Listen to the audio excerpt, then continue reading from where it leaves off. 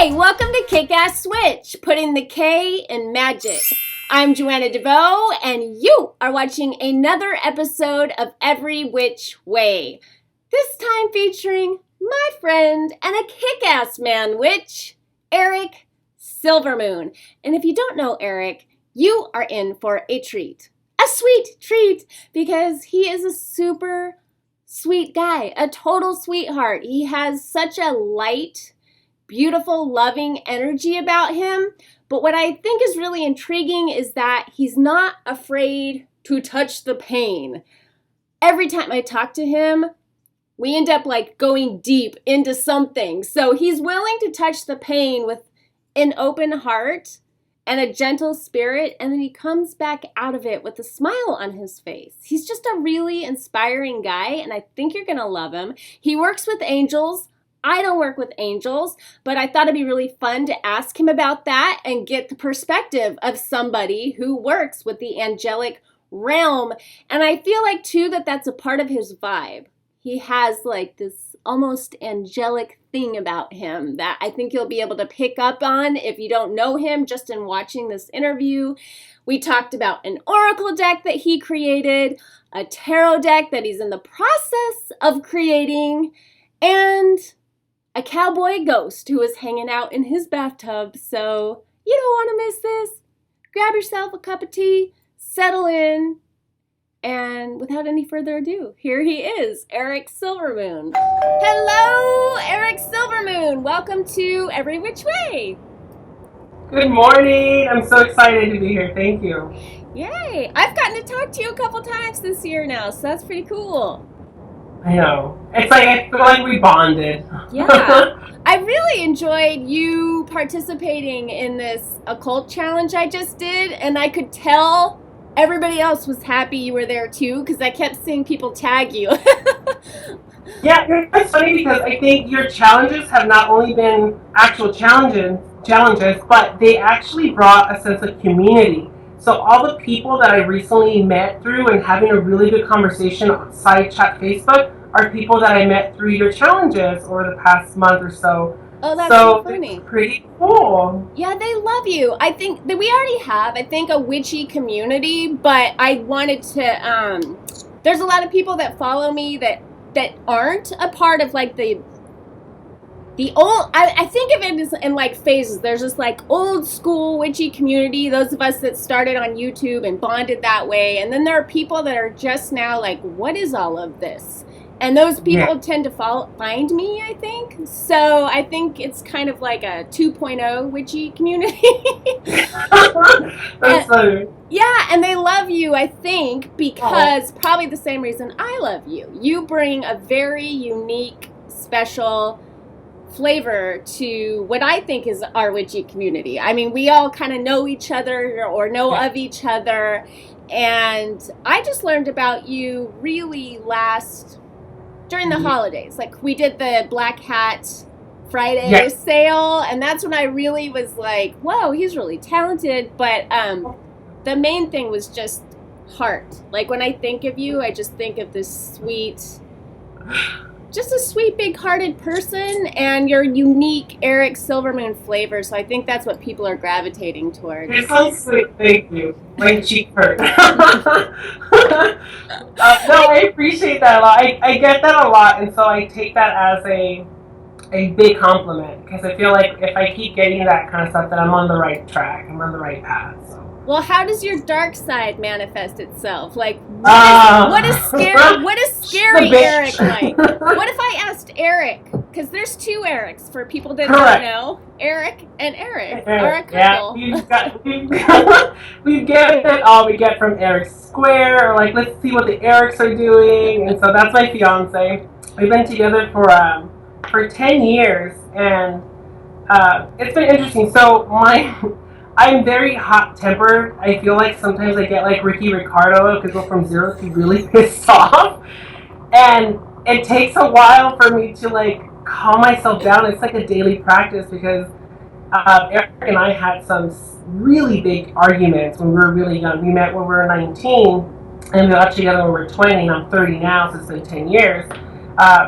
And I just kind of would just blow off, get really emotional. But I think it was just because I was so aware of everything, and when I was younger, and having all that like superpower energy and emotions and not knowing how to control it, every little thing triggered me and everything spiraled me into these crazy like arguments. And then on a split second I'll be like, oh, I'm sorry, you want to go get a burrito or something? Like it was just weird. And I thought for a moment, it's like maybe I'm like bipolar or I don't know.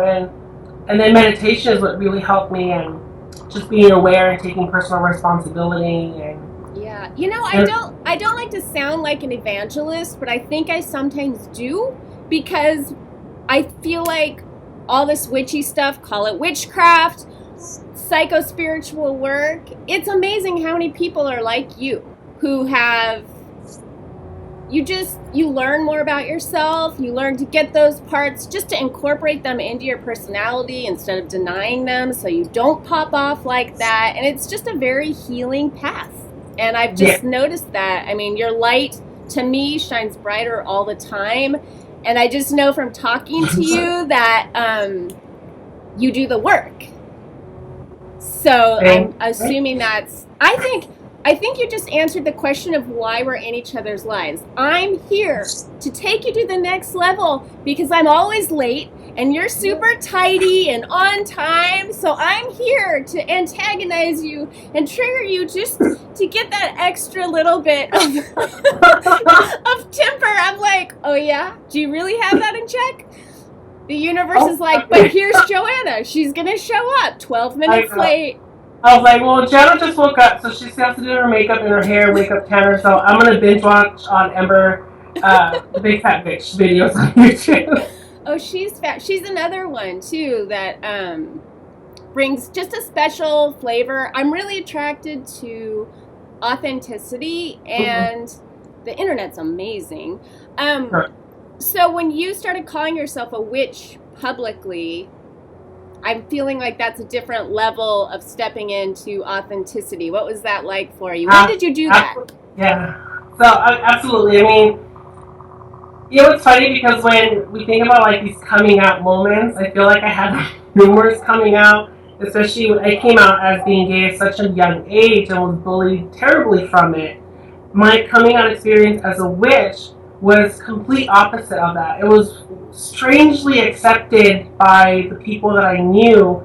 They kind of was just like, oh, well, I knew you're kind of like that. So I'm like, well, this is news to me. How come no one forced you to come out earlier? So it was a breath of fresh air because coming out as gay was so traumatizing. So the fear of coming out now as a witch and trying to trigger and relive those experiences and seeing that it was completely different was very powerful for me, because I felt like it was like, all right, perfect. This is aligning with the right people that already accepted me for being me, regardless of the title or not.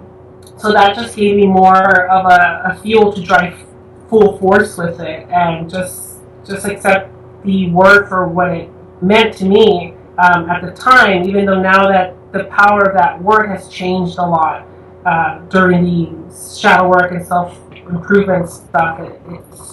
It's taken on a whole different meaning of authenticity and what that means, and especially as a male witch, what is that? What does that look like? And owning that, and realizing that my power lies in my compassion and gentleness. And as a man, those things aren't really seen as things that a man should have.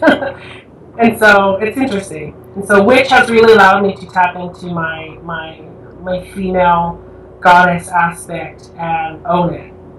That's very cool. I feel like that anger that we talked about too, that there's power there, that I feel like when you integrate it, it becomes a part of the whole package too, and brings like a lovely, there's definitely value in that as well, but I get that softness. I feel like that's really so much a part of who you are. And I love what you just said about coming out as a gay man. So many gay men, maybe women, but I notice a lot of gay men especially gravitate toward this path. And I wonder if what that coming out process must be like. You must be extra terrified to be like, I don't want to come out about anything ever again. And then to find out it's a healing, or for you, it was a healing experience. Pretty awesome.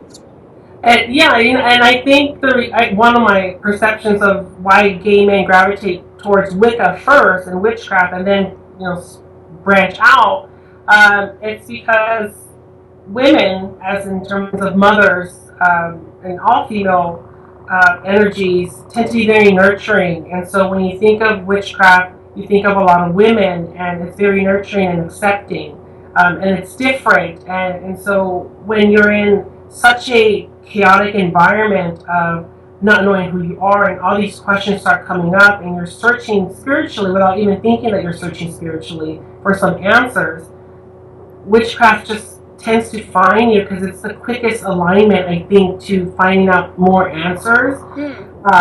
And then you start meeting some of the people that are interested. And normally there's witches. So usually a gay man will have an awesome best friend that's a woman.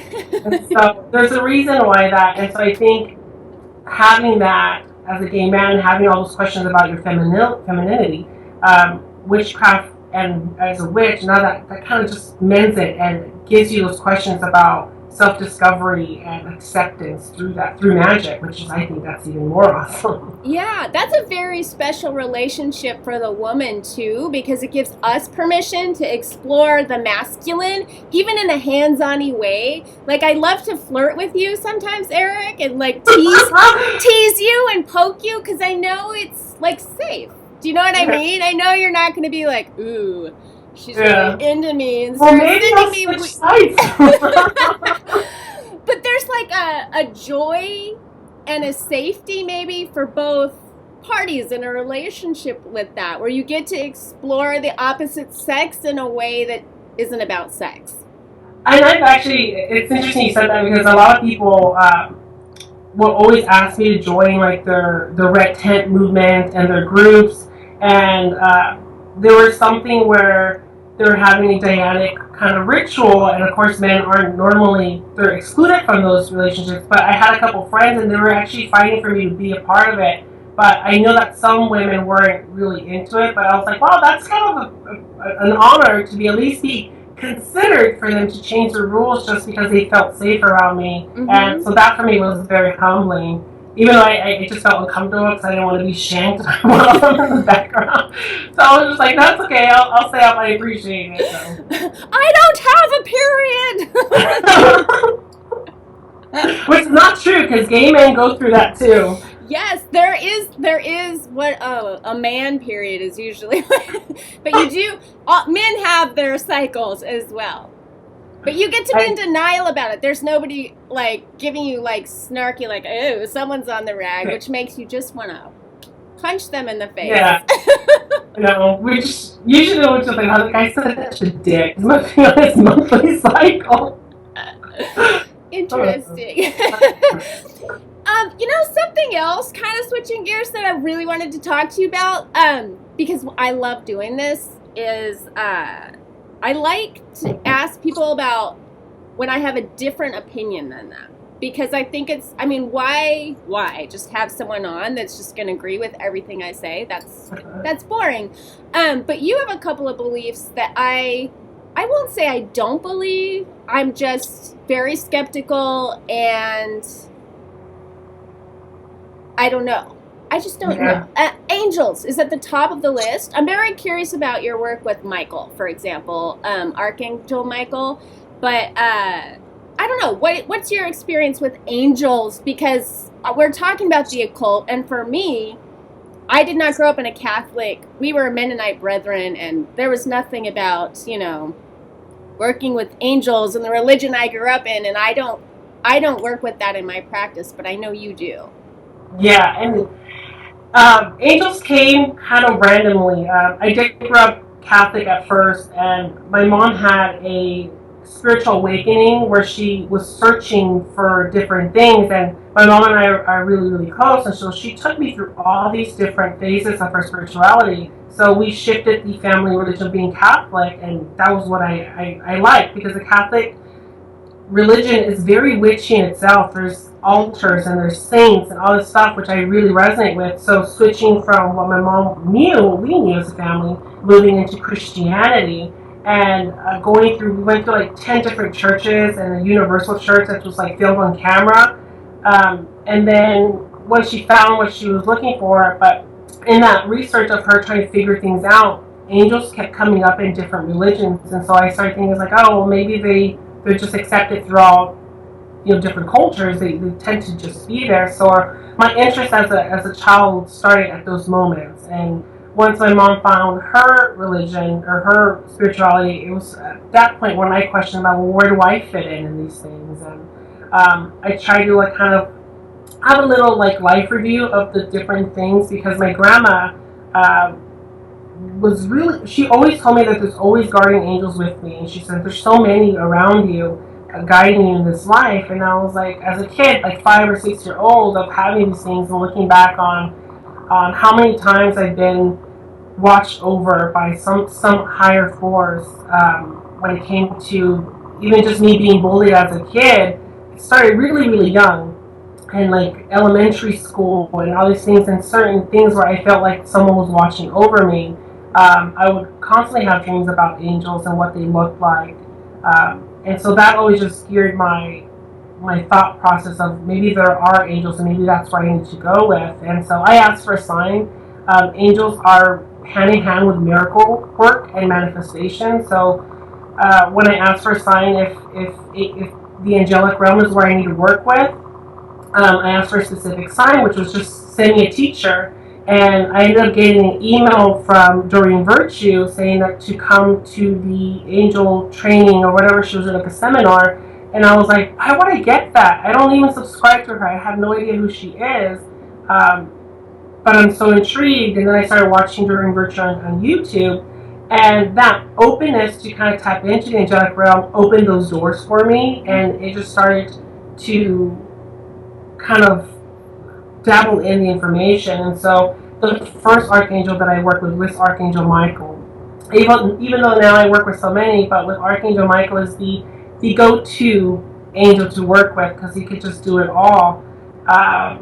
And it's one of those things where I ask for a sign or ask for proof, and he'll give it to me. He'll protect me. It's interesting when you think about something like that just is so willing to work with you and do things for you, because they're also in alignment of what your path is.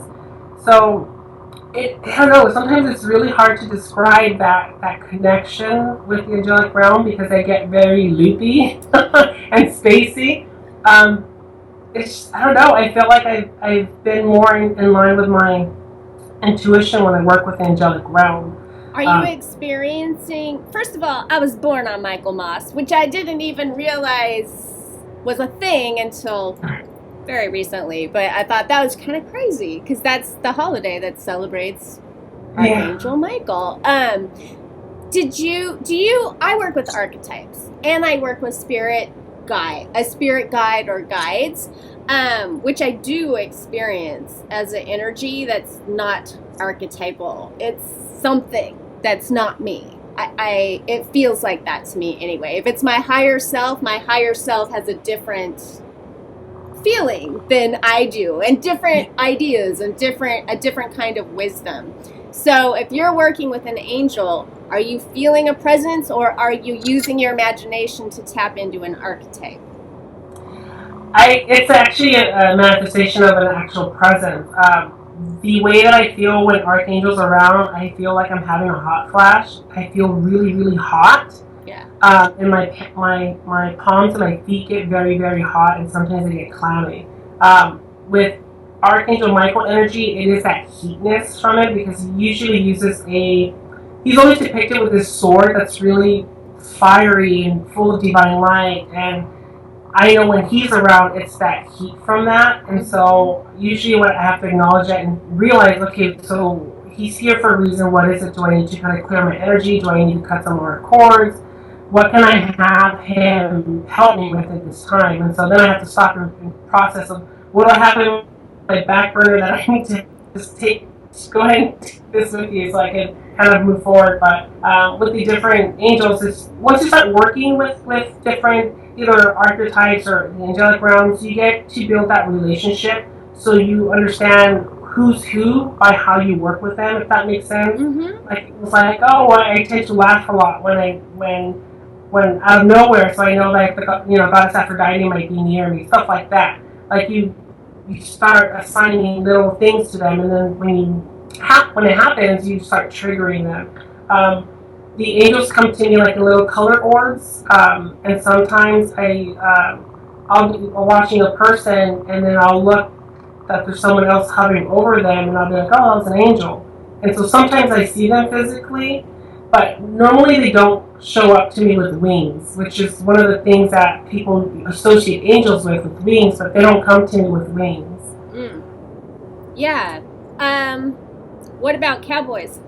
Why wasn't that? Let's just tell people, in the Occult Challenge, you shared something really cool about, I asked people if you've ever seen a ghost, and you were in your bathroom and you saw a cowboy in the bathtub, and something about that just tickled my funny bone on such a deep level. I will never let it go.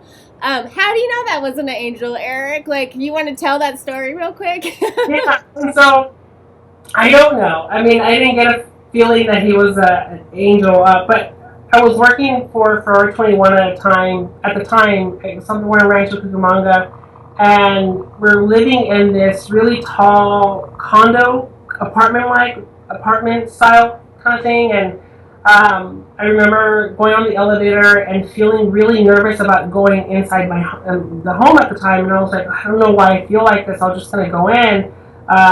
We just finished doing all this shit and stuff, so I was sweating, I needed to take a shower. It was around like 5 o'clock or so. So I go in the bathroom and I turn the shower on with hot water, and I was brushing my teeth, and I looked up as the glass was fogging, and I saw a gentleman just sitting on the bathtub. And it was a tall bathtub, so all I could see is his shoulders and just his hands resting on the bathtub. And I started to shake like nothing. Like, it was just like, oh my god, I don't know what's happening right now. There's someone in my bathtub. I didn't associate him as a spirit. I thought someone's in my fucking house right now, and then I need to call somebody. And so, can I cuss in this? What do you think, Eric? So I had the phone next to me, and I needed to call Eric, and so I looked for a moment to grab the phone, and he was gone. And I dialed Eric and asked, where the hell are you? He said, I'm downstairs. I jammed out of that apartment, went on the elevator downstairs, and I told him someone was in the apartment. They were in the shower. We went back up. We looked. There was nothing there. And we were only in that house maybe for one more month in that apartment complex. We just bolted. But it was freaky. You know, I think maybe too, someone that has your gifts and is open to playing around with the spirit realms, maybe that's just an invitation or a prompt to be like, yo, we're here. Oh, I'm sorry you're scared, I'll go away. You know, but I think when people get the visual, because I've seen ghosts, and it's scary as shit. It would be scary if there was a stranger standing in your living room. You'd be like, what? I'm about to die. Yeah. Like, why are you here? So I think it's just natural to be afraid. You know, there's someone sitting there. For me, they always look at me, which is very, like, kind of disturbing. But maybe, too, it's just, like, for me, the angel thing, bringing it back to that, it's like, I don't know what I think about that. Because I haven't had an experience that I can definitively say this was an angel. You know what I mean? I keep it kind of loose in my brain, but I've definitely seen a ghost, like, for sure. Yeah, and I think they're two different. I think they're two different energies. They're the angelic realm. The way it's been explained to me when I say that is what they've kind of allowed to download with me. That there's different layers of angelhood. I like to say.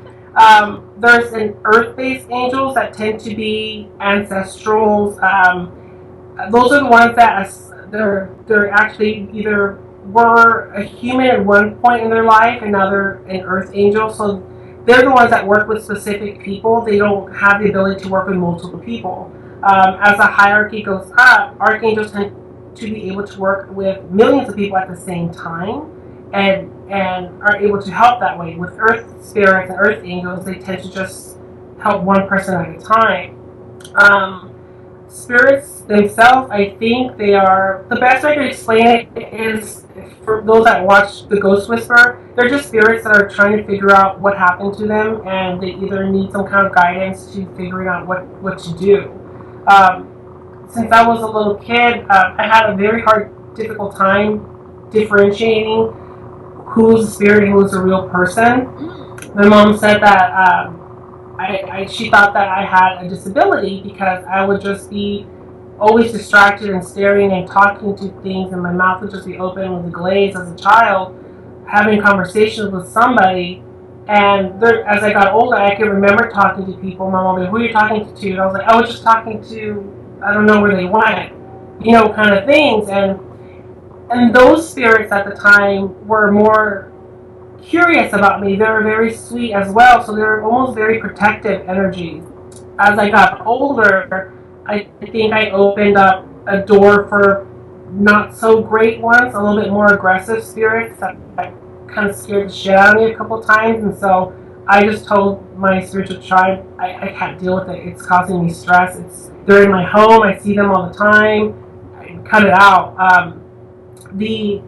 There was one incident where there was a woman spirit in my home, and she would like to wake me up and get right in my face.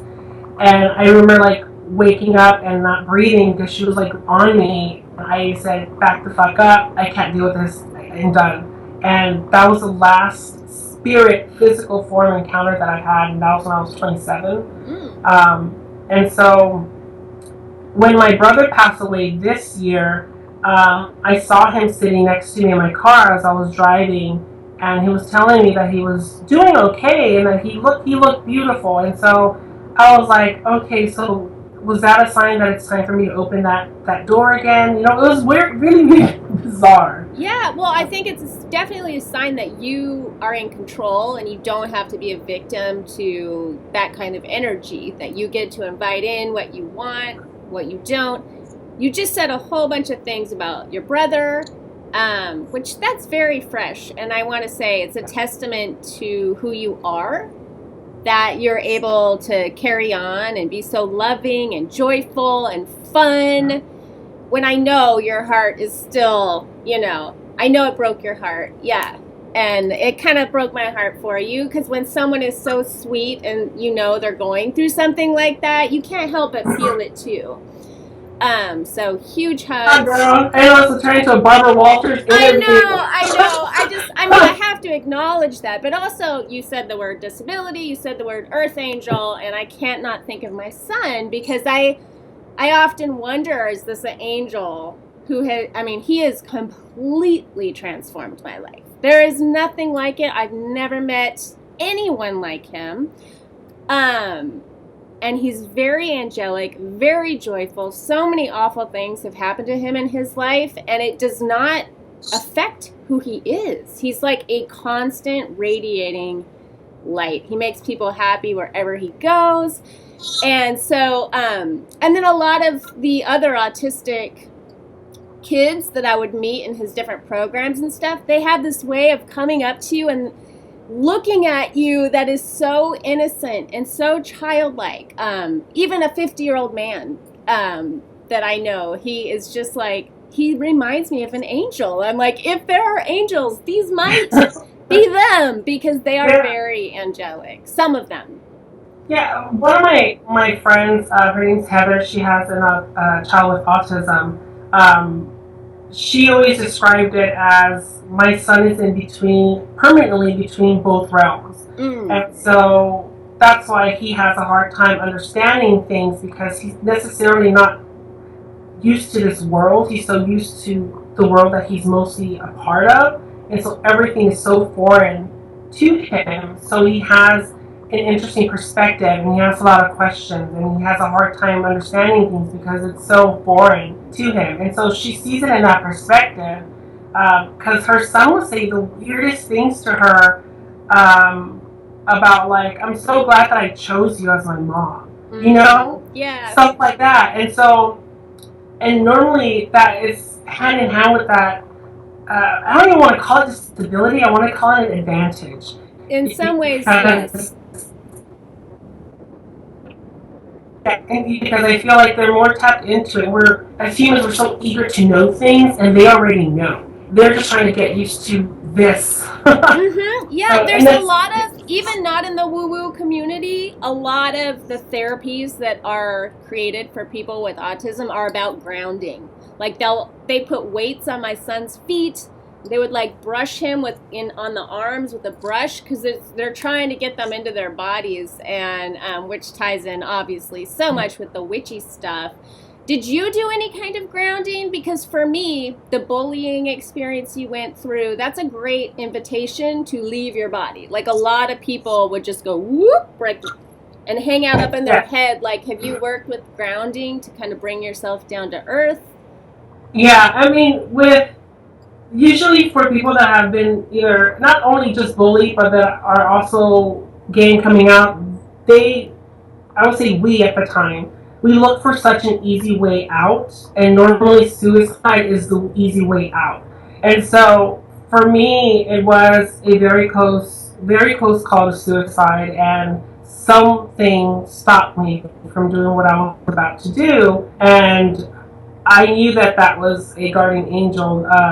I was breaking down. I was just so upset, and a woman was next to me, and she told me that it's time to come home. And she didn't use any words. I knew it's time to come home, and I wondered what that was. And that's what guided me to witchcraft in the first place, because I needed to search for answers.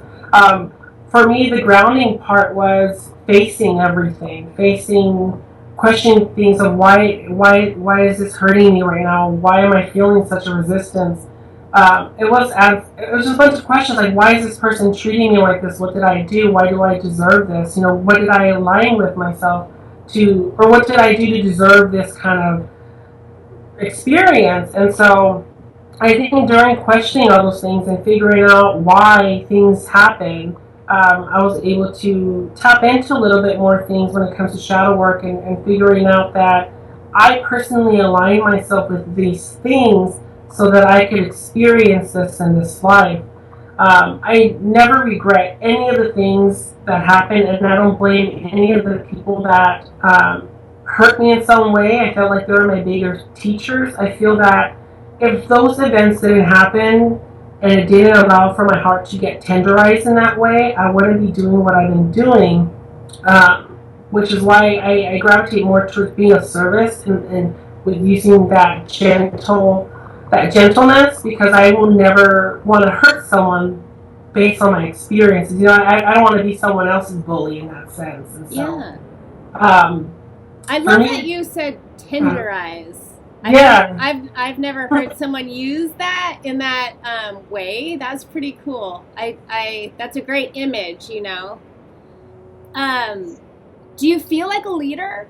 Because I feel like you're a leader. I feel like I'm watching you move into that role, is what I agree. And it's only been now that I've accepted that kind of leadership role, not only in my personal life and spiritual life, in my professional life too.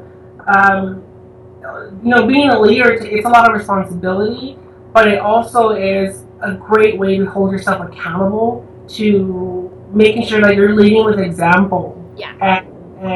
And that kind of thing. So people that want to take on those roles, you really, you're human, things are going to happen, but it speaks volumes of like when you make a mistake and you own it and you get back on the road to move forward, rather than wallow on it and make excuses. That's kind of how you have to do it, because stuff like that's going to happen. So if you have someone that's paying attention to your every move and you make a mistake, they want to see how you're going to handle that mistake, and whether you're going to do something kind of crazy and, or just pick it up and move Go on. Off the rails. If your brother who you adore dies, what are you going to do? Like, people fall apart. Right. And maybe you fell apart behind the scenes. I hope you did for for yourself. But but you really handled yourself with so much grace and dignity. And what was most interesting was joy. Like, it didn't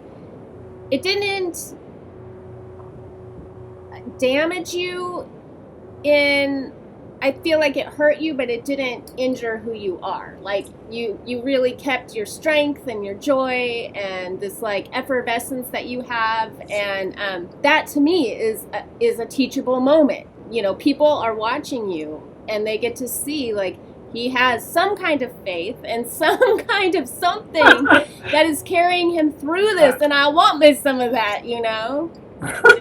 Yeah, and to be honest, if I didn't do what I did and be open to the spirituality that I am open to, I wouldn't be talking to you right now. I'll still be going through really tough grievance. But I don't know, I just felt like I was able to see my father also passed away this year.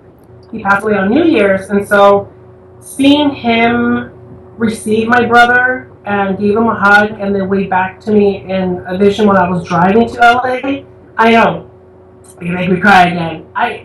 Those experiences I'm just so blessed in that way, because I feel like I am not angry. I know that he's no longer hurting. He's in a happy place with my dad.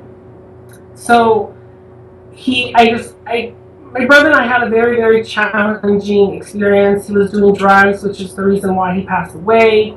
And so we were really close on the good times, but when it came to being responsible, we just bumped heads. And so one of the things I told him was, clean up your shit, take care of your own funeral, and do all that stuff, and I'll help you clean up the mess left home. And his end of the bargain, the funeral, everything was completely paid for by just things that he took care of. He made the whole experience really easy. And so what I did with my brother, we just cleaned up everything. We cleaned up his stuff. We made sure that there was any, things that my mom didn't want to see, stuff that he was doing with the drugs and stuff like that. My brother and I took care of it, and it was the weirdest experience, but I think knowing that he's in a better place and physically seeing where he's at and how happy he is made it so much easier for me to deal with. And so usually that's kind of what I'm always left with, is just the emotional part of it, because it's important for me to process that. But the anger and the, because it's so easy, I think when people die, you blame somebody, and who you blame, the goddess or God.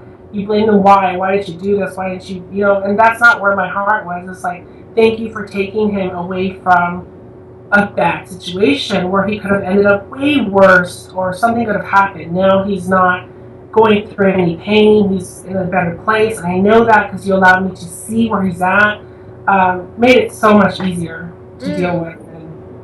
It's interesting now that you have these two men in spirit with you, because I know you're so into the goddess, and I keep thinking, and this masculine thing too, the pendulum is going to swing back around. That's my feeling about what's going to happen, but we'll have to see. Time will tell. But you do draw a lot of men. You have an oracle deck and a work in progress tarot deck, and I know you have to split, but we have to talk about that before I let you go, because it's a very unique thing that you've created and are still creating. You're doing a part 2, so what is this all about? Yeah, it was funny because the reason why I tend to go towards the goddess, which is the same thing when it came to bullying. I needed someone to be nurturing, just because the male aspect was so damaging. And the idea of a god, the way that the churches kind of painted the picture, was very aggressive and very another bully in my life. And so I just had to cut those cords and be like, I can't be with you. You're very toxic being right now for me. You're stopping my healing, is what I said. I can't work with you. Eventually, I think, slowly and surely, I'll go back in and feel more like I resonated. With the Oracle deck, I needed something. I needed a sense of community. I needed a sense of belonging with other men. I get along with a lot of people, but men in particular, especially gay men in particular, I have a hard time resonating with. And so creating a deck that was only men that had such a strong gay aspect or a female aspect, but still were very masculine images, was important for me for my healing. And when I created that, my intentions was just for me, for personal healing, to heal any wounds that I have with the masculine energy. I didn't realize that it was going to be accepted by multiple people, which is why I decided to mass produce it. Nice. What's it called so people can go buy it if they want? Tribal Magic Oracle cards. And they're kind of angelic too. When I look at them, I mean, they're like sexy men, sexy angel men.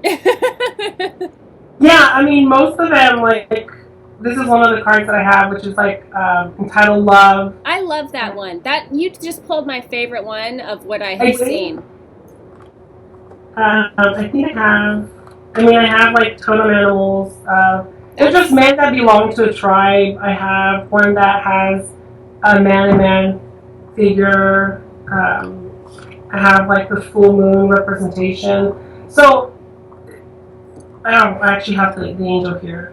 Those are beautiful. So, it was a sense of, thank you. It was a sense of belonging. So each one of those individual cards are just a member of a tribe. They're supposed to be there for specific reasons. They have their own rules and how to make everything work. No one's better than the other. It's just a mutual acceptance, a mutual goal. Just like any tribe, any culture, there's a mutual goal of survivorship in there, and so everyone kind of types in, and I needed that at that time. I still need that at this time. So who's buying this? Have you been surprised at who's buying it, or is it mostly gay men? Like, what's been your experience of who's gravitating toward this deck? It's been multiple. It's different. It's been. I had a couple of gay men purchase it, women who purchased it. It's been random, which is I kind of like that because I feel like people are getting different things from it. It doesn't mean that they needed that masculine image, but they needed either that colors that are in it or they need the symbols. It's been so weird. And so that's why with the tarot card that I'm doing, it's a little bit more challenging because I feel like, it's a higher bar that was raised a bit. Yeah. I'm being a creative person, like, and now I feel like I need to top myself. Are you following a system? Like, is it going to be rider weight based, or are you just sort of, how are you creating this tarot deck? Right now, I kind of go based on the style and the moments where I kind of look at a blank page. I know what the card's supposed to look like, but then I just kind of freebase draw. And then I was like, oh, that's interesting. I decided to go this direction. And so it has a familiarity to it, but it's still different. But there's those same symbols that you would see: the wands, cups, pentacles, and what's the other one? I think of it, swords. And so it has such a sword person. Do you do any kind of spirit work when you create the cards? Like, are you doing any kind of channeling or meditating or asking for your guides to come in when you're creating the cards, or you just kind of sit there and draw? Like, how's that working out? No, I do. It's definitely a channeling thing. I always get in a space of creating, and I ask that whatever image comes forth, it's what it needs to come forth. It's such a out-of-body experience when I'm creating. Like, when I'm done, I'm kind of like, wow, I didn't expect this to come out the way it did. It's very interesting, and I think everything's aligned kind of with my spiritual tribe, and whoever's out there watching me is really allowing me to allow my soul to speak and my higher self to speak through art channeling. It's almost like an automatic writing. Mm-hmm. I go without really a plan. I have a concept in my head, but we'll just see how it goes. And so it's definitely become a huge part of my spiritual practice. Yeah. I have worked as an illustrator for many years, and I incorporate that into my business, and that's what I love about it, is you're discovering what it is in a way. or good drawing, good painting, good art to me is like a discovery. And you're like, whoa, okay, so that's what it wants to be. And I do think it's interesting that you ask for that guidance while you're creating the card. And I do think people that are tapping into your videos and stuff, they get to tap into that energy. I will now, because a little piece of Erick Silvermoon essence, I think we're all extensions of source energies. So this is like channeled through Erick Silvermoon, and if you want a piece of that energy, cool. How can people buy the tarot deck? Is that something people are you doing what is it, where people raise money? Like, can people buy it now, or is it going to be for sale at some point? My Oracle deck is just in my website, and so you go on iamsilvermoon.com and you'll see my products, and the Oracle deck is there. My tarot, it's a work in progress because I have the whole deck already illustrated. It's about making the time to paint and get it together. Once that is finalized and I get the actual copy and I get to kind of feel it in my hand, then I'll just mass produce it and just have it sold in my shop. My intention is hopefully it gets picked up by somebody that wants to mass produce it in stores. I've been blessed to know a couple people in different, I don't know, say publishing houses, I guess, where they publish Oracle decks, and so I reached out to them finding out how I could get these to be published or to be picked up, and so those are still in the work in progress too. Wow, I think the market needs what you've got, and it's an oversaturated market, so it's interesting to have such a unique offering that it actually steps out from the crowd. I think that's says a lot about who you are and where you're coming from. Can people get readings from you? We're going to wrap this up. I see you're starting to sweat. I'm sweating too. I know, it's getting hot already. Oh my God, is it? So can people get readings from you if they want? Yeah, definitely. I have, I usually keep it simple. I have one question readings, no question readings. I have anything where it's like an Asgardian reading. They tend to be maybe 30 to 40 minutes, but we kind of travel through all the 9 realms, and I just pull runes that kind of, it's an interesting process. But you could go through my website at iamsilvermoon.com and see what I have there, and I have a couple of readings there. Sweet. I will link to that for sure. And before I let you go, you have to answer my favorite question. What is your one tip? It could be anything. I'm sure you have many, many tips, but off the top of your head, your one tip for creating the kick-ass life of your dreams, like living the dream, having a life that lights you up and makes you feel happy to get out of bed in the morning. I think it's questioning everything. I think I tend to gravitate to that. I never recommend people to take other people's truths as their own truths without questioning it. I always ask the why questions, like why did it resonate me? Even if it was really good, like why did it make me so happy, and figuring that out, or why did I resist it so much? I think just being a little bit open-minded to be more analytical of why you like certain things, why you don't like certain things, gives you a little bit more of an understanding of what your structure is going to be, so that it's easier to remove things that you don't want and keep the things that you do want, if that makes sense. Yeah, curiosity about yourself almost is how that comes off to me. At least it works for me. I'm always questioning stuff. Very cool. Thank you so much for meeting me super early on this hot morning. Oh, thank you for making it work. Yay! I just love you to pieces. I'm so happy that I get to share you with people who might not have heard of you yet, because I know they're going to love you. I'm excited. Yay! Much love, Erick. Thank you.